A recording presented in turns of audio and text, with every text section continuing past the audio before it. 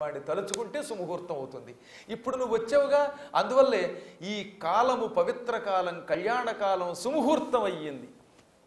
ఏం కావాలో కోరుకో, ఇచ్చేస్తాను. నీవు అడిగిన వల్ల ఇచ్చేస్తాను నేను. కాకపోతే నోరు తెరిచి అడగాలంతే. ఏమేం కావాలి నీకు కోరుకో.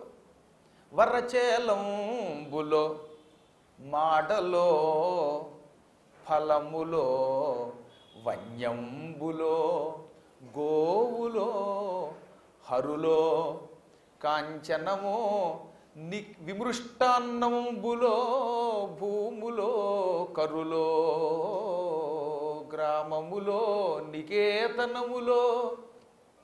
నాయన నీకేం కావాలో కోరుకో. మంచి బట్టలు కావాలా? మళ్ళీ బట్టల్లో కూడా కొంతమంది పనికిమాల బట్టలు ఇస్తారు. వాళ్ళు కట్టుకుంటే రేపు పొద్దున కల్లా అది తుక్కు అయిపోతుంది. ఒకసారి జాడిస్తే అది కట్టుకోవడానికి పనికిరాదు. ఇంకెందుకంటే కూడా మంచి చక్కని ఖరీదైన బట్టలు తెమ్మంటావా? ఇస్తాను. లేదా ఇంతంత బంగారపు కాసులు ఉండేవా రోజుల్లో, కాసులు తెమ్మంటావా? అవి ఇస్తాను. లేదా అడవి పళ్ళు కావాలా? అవి ఇస్తాను. ఇక్కడున్న పళ్ళు కావాలా? ఇస్తాను. భూమి కావాలా? ఇస్తాను. గుర్రాలు కావాలా? ఇస్తాను. లేదా మంచి భోజనం కావాలంటే 12 అవుతుంది కాసేపట్లో. మా వాళ్ళు అలాగే ఇక్కడికి నైవేద్యం పట్టుకొస్తారు. ఆ సమయంలో వచ్చిన మంచి పాయసం, జీడిపప్పు వేసిన పాయసం, దద్దోజనం, కట్టుపొంగలి, పులిహార, వంకాయ దప్పడం, పప్పు దప్పడం, వంకాయ కూడా గుత్తి వంకాయ కూర, మళ్ళీ ఇవన్నీ పెడతాం. గోంగూర పచ్చడి, ఆవకాయ, దబ్బకాయ, దెబ్బకాయ, చింతకాయ, బొంతకాయ, ఇలా ఏ పదార్థాలు కావాలంటే మంచి మధుర పదార్థాలు పెట్టిస్తారు. రకరకాల పిండి వంటలతో భోజనం పెట్టిస్తాను. గోవులు కావాలా? ఇస్తాను. ఏనుగులు కావాలా? గ్రామాలు కావాలా? ఇవేవి కాకపోతే ధరణీఖండము, భూమి మొత్తం ఇమ్మంటే ఆస్ట్రేలియా కావాలా? ఆఫ్రికా కావాలా? ఏషియా కావాలా? భూఖండం ఇచ్చేస్తాను. నేను ఇన్ని లిస్టు చెప్పానుగా, ఈ లిస్టులో ఉన్నవేమి కాకుండా ఇంకేమన్నా నీ మనస్సులో ఉంటే చెప్పు. కాక ఏమడిగదో ధాత్రి సురేంద్రోత్తమ. చిట్ట చివరి ఏమన్నాడు? నేను అడిగాను కదా, నేను చెప్పాను కదా అని నా లిస్టు పట్టుకోక్కర్లా. నీ మనస్సులో ఇంకేమైనా ఉంటే అడుగు, అది కూడా ఇచ్చేస్తాను. ఏ గండపెండేరమో, కంఠాభరణమో, రాష్ట్రపతి అవార్డో, రాష్ట్రపతి పదవో, నీ ఇష్టం ఏది కావాలంటే అది ఇచ్చేస్తాను అనగా ఆయన చిరునవ్వు నవ్వి, ఇది నాకు నివాస స్థానం అని ఎలా చెప్పగలను? ఎందుకంటే నేను ఒక చోట ఉండను, అంతటా తిరుగుతూ ఉంటాను. బ్రహ్మచారిని కదా, అంతా తిరుగుతాను. అంటే అంతరార్థం సర్వాంతర్యామిని. ఇదొచ్చు అది వచ్చు అని నేను చెప్పలేను. నేర్పులెల్లను నేను నేర్తు. ఈ ప్రపంచంలో ఉన్న విద్యలన్నీ నా దగ్గరే ఉన్నాయి. నా దగ్గర లేని విద్య లేదు. అందరూ ఏదో నేను స్పెషలిస్ట్ నండి, డెంటిస్ట్ నండి, ఆర్థోపెడిక్ నండి, పీరియాడిక్ అండి అని ఏదో డొక్కు చదువులు చెబుతారు. నేను అలా కాదు, అన్ని నేర్పులు నేర్చుకున్నాను. ఇంకా నాకు ఎవరన్నా ఉన్నారా అని అడిగావు. నాకు ఎవరూ లేరు. అమ్మ లేరు, నాన్న లేరు, నేను లేరు. ఏక్ నిరంజన్, నేను ఒక్కడే, ఒంటివాణ్ణి. ఒకప్పుడు నాకు ఉండేవారు, ఇప్పుడు ఎవరూ లేరు. సిరియు కల్లదు తొల్లి. ఒకప్పుడు లక్ష్మి నా దగ్గర ఉండేది. ఆవిడ నీలాంటి వాళ్ళని వరిస్తూ ఉంటుంది అప్పుడప్పుడు. అంటే నా డబ్బంతా నువ్వు లాగేసుకున్నవరు అని చెప్పాడు చెప్పకుండానే. నేను ఉత్తములున్న చోట ఉంటూ ఉంటాను. నా సంగతి పక్కన పెట్టు, నీ సంగతి నేను ఎంతో విన్నాను. నీ గొప్పతనం అంతా ఎంత అని చెప్పడానికి వీలు కాదు. నువ్వు సామాన్యుడివా నాయన? పూర్వం మీ ముత్తాత మహానుభావుడు హిరణ్యాక్షుడు భూమి మొత్తాన్ని ఎత్తేశాడు. అప్పుడు శ్రీ మహావిష్ణువు వరాహ రూపంలో హిరణ్యాక్షుడిని చంపాడు. అది తెలుసుకున్న హిరణ్యకశిపుడనే ఆ హిరణ్యాక్షుడి సోదరుడు మీ ముత్తాత వైకుంఠం మీదకి దండయాత్రకు వెళ్ళాడు.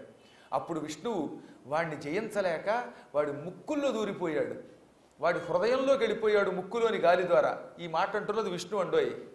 హిరణ్యకశిపుణ్ణి విష్ణు అంతటి వాడు జయించలేక ముక్కురంధ్రం గుండా వక్షస్థలంలో దూరాడు. అప్పుడు హిరణ్యకశిపుడు విష్ణువు కోసం వైకుంఠమంతా వెదకి విష్ణువు మాయమైపోయాడు లేక చచ్చిపోయాడు అనుకుని తెల్లబోయి వెనక్కి వచ్చాడు. అంత గొప్పవాడు ఆ హిరణ్యకశిపుడు. అతన్ని చంపడానికి విష్ణువు నానాయాతన పడ్డాడు. నరసింహావతారం ఎత్తవలసి వచ్చింది. ఆయన్ని పక్కన పెట్టు. ఆ హిరణ్యకశిపుని కుమారుడు మీ తాత ప్రహ్లాదుడు పరమ ఉదారుడు, భాగవతోత్తముడు. ఆ ప్రహ్లాదుడి గురించి చెప్పడానికి నా పాండిత్యం కూడా చాలదు అని మళ్ళీ ఈ మాట కూడా విష్ణువే అన్నాడు. ఆ ప్రహ్లాదుని కుమారుడు మీ నాన్న విరోచనుడు. ప్రహ్లాదుని కుమారుల్లో పెద్ద ఆయన పేరు విరోచనుడు. రోచనము అంటే కాంతి. విశేషమైన బంగారపు కాంతితో ఉండేవట. అందుకని ఆయనకి విరోచనుడు అని పేరు. విరోచనం అంటే వీరు అనుకోకండి, లేనిపోను గొడవ. విరోచనం అంటే గొప్ప మహాకాంతి కలిగినవాడు. ఆ మహాత్ముడు బ్రహ్మ కోసం తపస్సు చేశాడు. బ్రహ్మ ప్రత్యక్షమై నీకేం వరం కావాలంటే నాకు స్వచ్ఛంద మరణం ప్రసాదించన్నట్ట. అంటే ఏమిటనమాట? చావాలి అని కోరుకుంటేనే విరోచనుడికి చావు వస్తుంది. ఎవడన్నా తనంతా తాను చావాలని కోరుకుంటాడా? కోరుకోడు. కోరుకోడు కాబట్టి అతనికి చావు రాదు. దాంతో దేవతలంతా ఆయన చేతిలో తుక్కు కింద ఓడిపోయారు. దేవతలకి చచ్చే చావు అయిందిటండోయ్.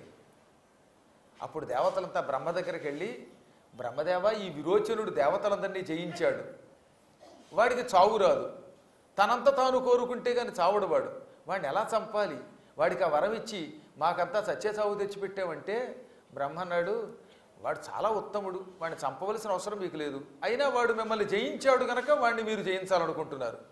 మీకు ఒక కిటుకు చెబుతా వినండి. అతడికి బ్రాహ్మణ భక్తి ఎక్కువ.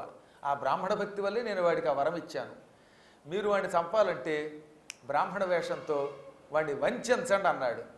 ఓ మంచి కిటుకిచ్చామనుకుని వెంటనే ఇంద్రుడు మొదలైన దేవతలు విప్ర రూపాలు ధరించారు. అందులో ఇంద్రుడు బాగా ముసలాడి చచ్చిపోయే బ్రాహ్మణ రూపం ధరించి విరోచనుడి దగ్గరకు వచ్చి, ఓ విరోచన, నా ప్రాణం పోతున్నది, నేను విప్రుణ్ణి, నాతో పాటు చాలామంది విప్రులు ఉన్నారు, మాకు వరం ఇయ్యి, దక్షిణ ఇయ్యి, మేము యాచనకు వచ్చామన్నట్ట. అప్పుడు విరోచనుడు, యాచనకు వచ్చిన విప్రులు అడిగితే ప్రాణమైనా ఇస్తాను, ఏం కావాలో కోరుకోండి అన్నట్ట. ఆ మాట అన్నావుగా, అడిగితే ప్రాణమైనా ఇస్తానన్నావుగా, మేము యాచిస్తున్నాం, ఏమిటి? నీ ప్రాణాలు మాకు ఇచ్చేయి, నువ్వు ఆత్మహత్య చేసుకుని చచ్చిపోయి నీ ప్రాణం మాకు దానం ఇయ్యి అన్నారట వాళ్ళు. అప్పటికి అర్థమైంది విరోచనుడికి, వచ్చినవాడు ఇంద్రుడు బ్రాహ్మణ వేషంలో వచ్చిన ప్రాణం అడుగుతున్నాడు అనుకున్నాడు. ఇచ్చిన మాట తప్పడుగా. నేను మాట అంటే మాటే, బ్రాహ్మణ వేషంలో వచ్చినవాడు ఎవడు ఏమడిగినా ఇస్తానని శపథం చేశాను, ఇప్పుడే చచ్చిపోతున్నానని నేల మీద పడుకుని యోగాభ్యాసంతో ప్రాణం అంతా పైకి లేవదీసి తల పగలగొట్టుకుని మూర్ధం భేదించుకుని చచ్చిపోయాట. ఇంకా అది ఎంత కష్టమో ఒకసారి ఆలోచించండి. యోగాభ్యాసం చేసిన వాడు ఈ కాలు దగ్గర నుంచి కొంచెం కొంచెం గాలి పైకి తీసుకొచ్చి ప్రాణాన్ని సహస్రార కమలం దగ్గరికి తీసుకొచ్చి ఇక్కడ ఈ మాడు దగ్గర రంధ్రం చేసుకుని అందులోంచి ప్రాణం విడిచిపెడతాడు. అలా ప్రాణం విడిచిపెట్టి దేవతలకి ఆత్మత్యాగం చేసి ప్రాణమిచ్చి వెళ్ళిపోయాడు ఆయన. ఆతుర భూసురగతి పురుహూతాదులు తన్నువేడ ఒగి కొండనుచుల్ మీ తండ్రి ఇచ్చే ఆయువు ఏ తన్మాత్రుడవే నీవు ఈ లోకమునన్. నాయనా, నువ్వు మీ తండ్రి ఎంత గొప్పవాడురా. బ్రాహ్మణ వేషంలో ఇంద్రాదులు చచ్చిపోతున్నట్టు నటించి యాచిస్తే ఆయువు ఇచ్చాడు, ప్రాణం ఇచ్చాడు. అంతటి వాడు మీ నాన్న. మీ నాన్నకి తగిన కొడుకు నువ్వు కూడా. ప్రహ్లాదుడు ఉత్తముడు, అతనికి సాటి వచ్చే కుమారుడు మీ నాన్న. మీ నాన్నని మించిన వాడివి నువ్వు. నువ్వు ఈ దేవతల్ని జయించావు, 3 లోకాలు పరిపాలించావు, పూజ్యులకి దానం చేశావు, రాక్షస రక్షణ కోసం ఎన్నోసార్లు దెబ్బలు తిన్నావు. కాబట్టి మీ వంశమే గొప్పది. నీ దగ్గరకు వచ్చి నేను నిజం చెబుతున్నాను, మీరు ఏదో ముఖస్థుతి చేసి నీ దగ్గర ఉన్న డబ్బు పట్టుకుపోవడానికి రాలా, నువ్వు నిజంగా ఉత్తముడివి. ఇంకా నువ్వు రాజుగారివి గనక ఏం కావాలంటే కోరుకోమన్నావు, మహాత్ముడివి గనక నేను ఒంటరివాణ్ణి, నాకేం కావాలి? చుట్టాలు లేరు, పక్కాలు లేరు, ప్రస్తుతం నా పక్కన నా పెళ్ళాం కూడా లేదు, ఎవరూ లేరు, ఇక నాకేం కావాలి? ఒంటివాడ నాకు 1-2 అడుగులు, నేను ఒంటరివాణ్ణి, కేవలం 1 + 2 ఎంత? 3 అడుగులు మాత్రం చాలు. 3 అడుగులు భూమి దానం చేస్తే చాలు, ఇంతకు మించి నాకేమీ వద్దు. నువ్వు 3 అడుగులు దానం ఇచ్చావనుకో, కోర్కి మీర బ్రహ్మకోకటి ముట్టెద దానకుతుక సాంద్ర దానవేంద్ర.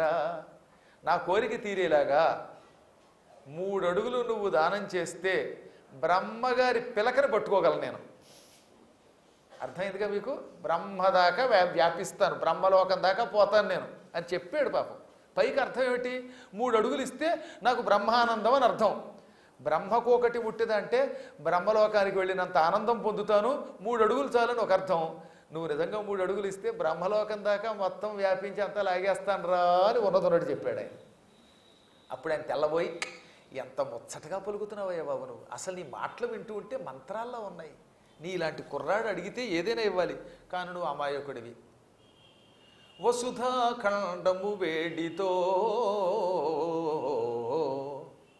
గజములన్ వాంఛిల్చి వీక్షిల్చితో, వసుధాఖండము వేడితో గజములన్ వాంఛించి వీక్షించితో, వాజులన్ వ్యసనూహిల్చితో కోరితో యువతులన్ వీక్షిల్చి కాంక్షించితో, పసిబాలుండవు నేరవీవడుగా నీ భాగ్యం బులీపాటిగా, కసురేంద్రుండు పదత్రయం బడుగా ఈ అల్పం బులీనేర్చునే. ఇక్కడ నుంచి మొదలుపెట్టి అద్భుతమైన ఘట్టం. ఈ ఘట్టం మొదలు పెడితే ఇంకో గంట. ఈ గంట నేను చెప్పానంటే మీ కడుపులో మంట వస్తుంది, తంట వస్తుంది, సాయంకాలం నా కంఠానికి కొంచెం ఇబ్బంది వస్తుంది. కాబట్టి ఇక్కడికి కార్యక్రమం ఆపి ఈ పద్య సారాంశం, తక్కిన విశేషాలు ఇవన్నీ మళ్ళీ సాయంకాలం యథాప్రకారంగా ముచ్చటించుకుందాం. అప్పుడే చూస్తూ ఉండగా 3వ రోజు కార్యక్రమంలో ముచ్చటగా ఒక కార్యక్రమం పూర్తయింది. అంటే 4.5 ప్రవచనాలు, 14 ప్రవచనాలు కదా మొత్తం 7 ఏళ్ళు, 14లో 4.5 పూర్తయింది. ఇంకా మిగతా కార్యక్రమాలు కూడా అలాగే క్రమంగా కొనసాగుతాయి. పరమేశ్వర కటాక్షంతో ఈ పవిత్రమైన నైమిషారణ్యంతో సమానమైన ఈ ప్రాంతంలో భాగవత సప్తాహం ప్రారంభమై మీలాంటి భక్తులు నిశ్శబ్దంగా ఋషక లేవకుండా కూర్చుంటే, స్వస్తి ప్రజాభ్యః పరిపాలయంతాం న్యాయ్యేన మార్గేణ మహీం మహిషాః గోబ్రాహ్మణేభ్యః శుభమస్తు నిత్యం లోకాః సమస్తాః సుఖినో భవంతు. అవసరం లేకుండా నేనే కొంచెం ముందుకు తోసుకొస్తున్నాను. తీసేసుకుంటాం.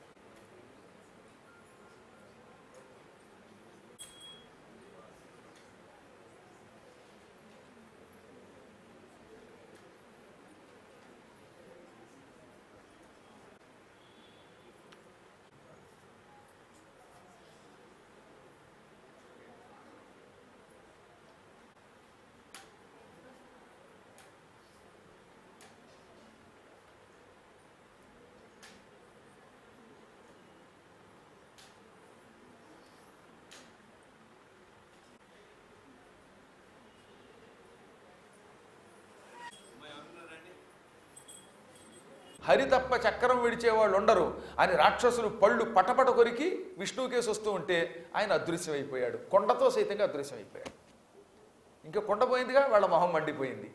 దాంతో వాళ్ళు పళ్ళు పటపట కొరికి, ఎంత మోసం, ఎంత మదం, ఎంత కండకావరం, ఎంత అన్యాయం, ఆడదాని మాయలో పడిపోయాం బావోయ్ అని ఏడుస్తూ కర్రలు, కత్తులు, కటార్లు పుచ్చుకొని బలిచక్రవర్తితో కలిసి దేవతల మీదకి దండయాత్రకు వచ్చారు. ఘోర యుద్ధం జరిగింది దేవతలకి దానవులకి. కానీ ఇప్పుడు పరిస్థితి ఏమైందంటే, దేవతలు అమృతం తాగారు కనుక మంచి బలవంతులైపోయారు, కాంతివంతులయ్యారు, సంపదలు ఉన్నాయి. దేవతల దగ్గర ఉన్న శక్తి దానవుల దగ్గర లేదు, అమృతం లేదుగా. పైగా పాల సముద్రం చిలికి చిలికి చేతులు కొంచెం లాగుతున్నాయి, నీరసం వచ్చింది వాళ్ళకి. అక్షతలు వేసి వేసి నా చేతులు లాగినట్టుగా పాపం ఇక్కడికి వచ్చి వంగండి ఒక్కడు వంగడు అలా తలకాయ పెడతాడు. ఈయన చెయ్యెత్తాలి, ఈ వాడి మీద వెయ్యాలి, ఎంత గొడవ అండి ఇది. దాంతో పాపం దానవులంతా నీరసపడిపోయారు, ఓడిపోయారు వాళ్ళు. ఘోర యుద్ధంలో నముచిని, శంబరుణ్ణి ఇలాంటి వాళ్ళందరినీ చంపేసి ఆఖరణ బలిచక్రవర్తి మీద వజ్రాయుధం ప్రయోగించాడు ఇంద్రుడు. ఆ దెబ్బకి బలిచక్రవర్తి చచ్చిపోయినట్టు పడ్డాడు. చావలా, చచ్చినంత పని అయింది, కుప్పకూలిపోయాడు. ఇంకా బలి చచ్చిపోయాడేమో అనుకొని ఇంద్రుడు తన సైనికుల్ని వెంట పెట్టుకుని స్వర్గానికి గడిపాడు. అమ్మయ్య మనకు మందు వచ్చింది, చావు లేని మందు అనుకున్నారు. పైగా విష్ణువు చెప్పాట, దేవతలారా ఇక యుద్ధం చేయకండి, ఇప్పటికే చాలామంది చచ్చిపోయారు, రాక్షసులు మిగతా వాళ్ళు పారిపోతున్నారు, మీ అమృతం మీకు వచ్చింది, ఇంకెందుకు పొండనగా హరిమాట కాదనక బ్రహ్మమాట కాదనక దేవతలు స్వర్గానికి వెళ్ళిపోయారు. పాపం బలిచక్రవర్తి మాత్రం ఇంద్రుడి వజ్రం దెబ్బకి హతప్రాణుడు, కొంచెం ప్రాణం ఉంది, శేషప్రాణంతో పడిపోయాట.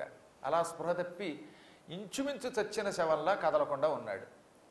ఇది శుక్రాచార్యులు వారికి తెలిసింది.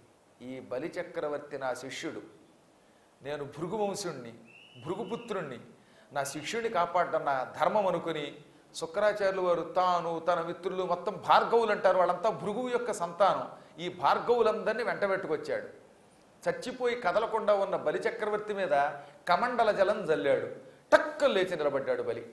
అది మహానుభావులైన ఋషుల యొక్క మంత్రశక్తి అంటే.